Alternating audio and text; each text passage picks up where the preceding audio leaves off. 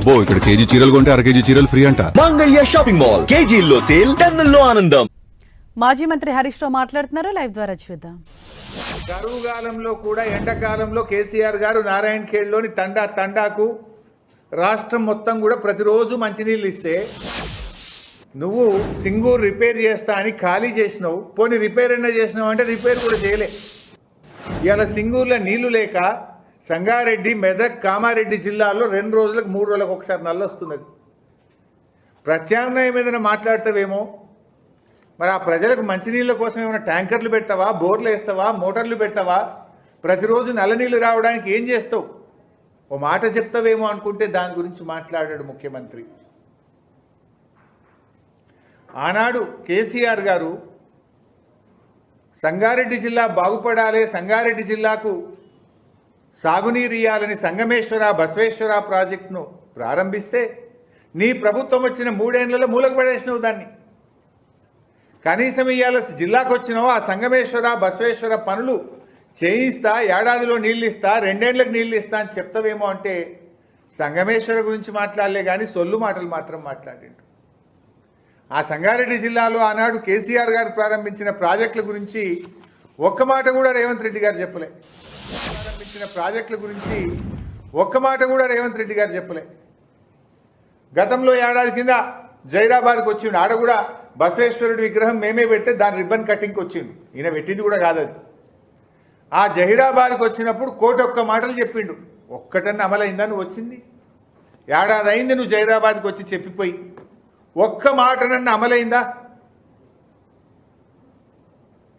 నీకు నీళ్లు లేక మంచినీళ్లు రాక ఘోషపడుతున్న సంగారెడ్డి జిల్లా ప్రజలు, ఉమ్మడి మెదక్ జిల్లా ప్రజలు నీకు గుర్తురారా?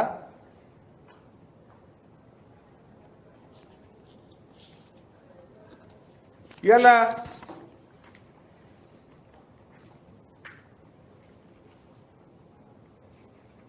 సంగారెడ్డి ప్రాంతంలో నువ్వు చేసింది ఏంది ఒక్కటి చెప్పు నాకు. నీ ప్రభుత్వం వచ్చినాక మేము పెట్టిన మెడికల్ కాలేజు, మేము పెట్టిన నర్సింగ్ కాలేజు, మేము కట్టిన దవాఖానలో మేము చేసిన రోడ్లు తప్ప ఇవాళ నరక యాతన, మోచేతు లోతు గుంతలతో సంగారెడ్డి, నారాయణ ఖేడ్, అందోల్, జైరాబాద్ ప్రాంత ప్రజలు పడుతున్న బాధలు మాట్లాడినవా? నువ్వు వచ్చిన 3 ఏళ్లల్లా 1 కిలోమీటర్ రోడ్ వేసినవా సంగారెడ్డి జిల్లాలో? మా హయాంలో మంజూరై టెండర్లైన పనులు కూడా జరుగుతలేవు. ముఖ్యమంత్రిగా జిల్లాకు వస్తే దాని గురించి ఒక మాట మాట్లాడవా?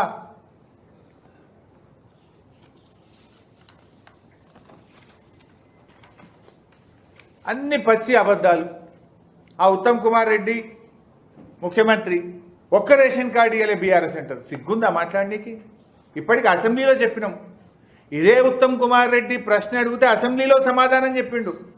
బీఆర్ఎస్ ప్రభుత్వ హయాంలో 6,47,479 రేషన్ కార్డులు ఇచ్చారు.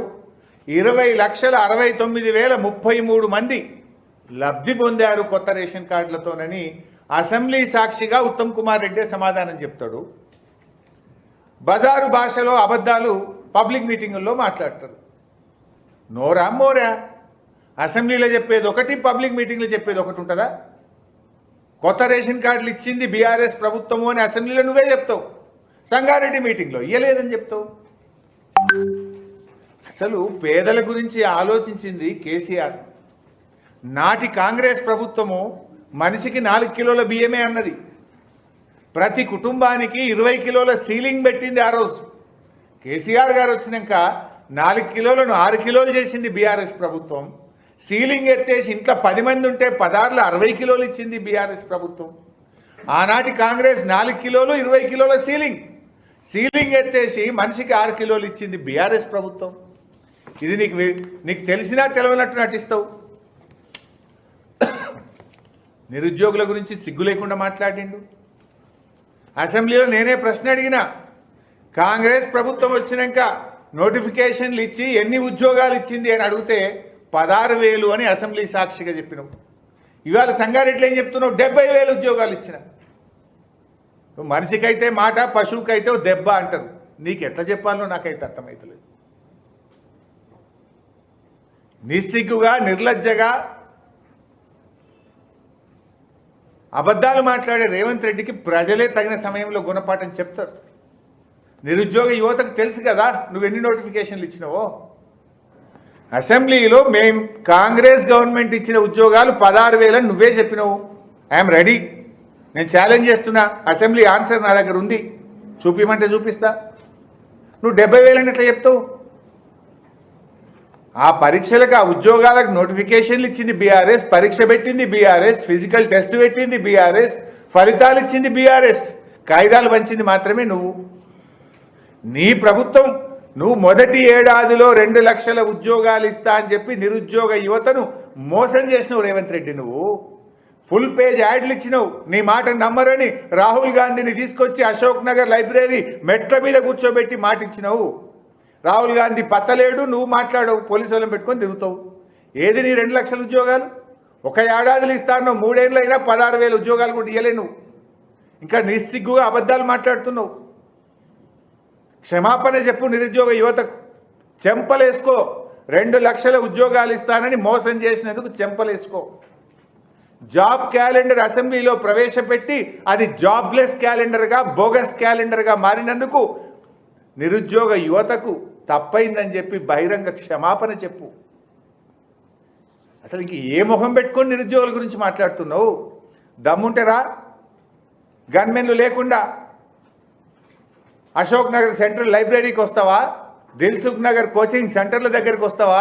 ఉస్మానియా యూనివర్సిటీ దగ్గరికి వస్తావా? చెప్తారా నిరుద్యోగ యువత నువ్వు ఇచ్చినవా ఇయ్యలేదా? నీ నిజాయితీ ఉంటే నిజంగా నువ్వు అంతా నిరుద్యోగ యువతకి ఇచ్చిన మాట నిలబెట్టుకున్నోడు అయితే రా. ఫీజు రియంబర్స్మెంట్ గురించి సావు కబురు సల్లగా చెప్తున్నావు.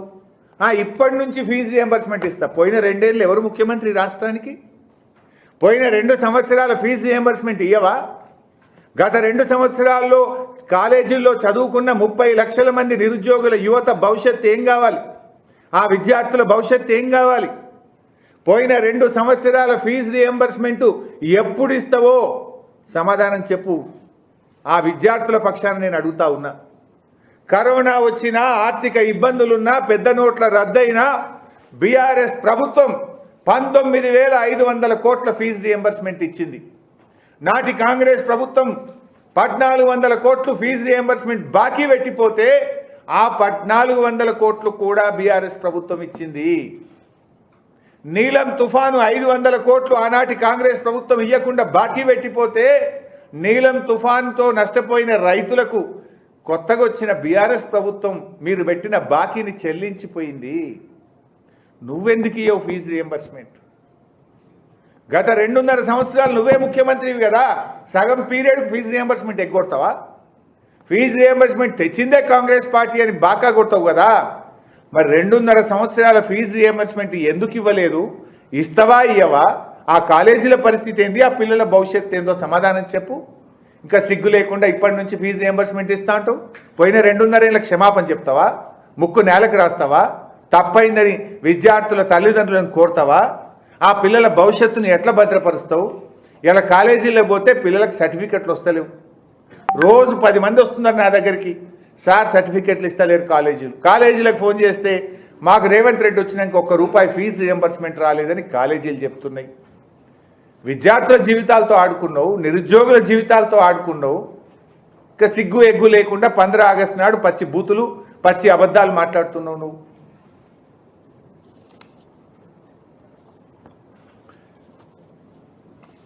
ఈ రేవంత్ రెడ్డి రైతుల గురించి మాట్లాడండి. ఇవాళ అసలు రైతుల గురించి మాట్లాడే అర్హత ఉన్నదా రేవంత్ రెడ్డి? నీకు అర్హత ఉందా నీకు? నేను రైతు బంధు బంద్ చేయలేదు, 2,000 బెంచ్ ఇచ్చినా అని మాట్లాడండి ఇవాళ సంగారెడ్డిలో. I am challenging mister Revanth Reddy.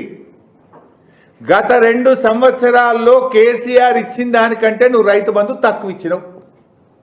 ఇది తప్పైతే నేను ముక్కు నేలకు రాస్తా, నువ్వు రెడీగా ఉన్నావా అని నేను అడుగుతున్నా. I'm challenging mister Revanth Reddy. KCR ఇచ్చిన దానికంటే నువ్వు రైతు బంధు ఎక్కువ ఇవ్వలేదు, తక్కువ ఇచ్చినావు. గన్ పార్కులు అమరవీరుల స్తూపం దగ్గర రా, తప్పైతే నేను ముక్కు నేలకు రాస్తా, లేకపోతే నువ్వు రాస్తావా? నేను డేటా కూడా చెప్తున్నా, ఫిగర్స్ కూడా చెప్తున్నా, లెక్కతో సహా చెప్తున్నా. 2020-21 కేసీఆర్ గారు ఇచ్చిన రైతు బంధు 14,656 కోట్లు. 2021-22 14,772 కోట్లు, 2022-23 14,743 కోట్లు కేసీఆర్ గారు రైతు బంధు ఇచ్చారు.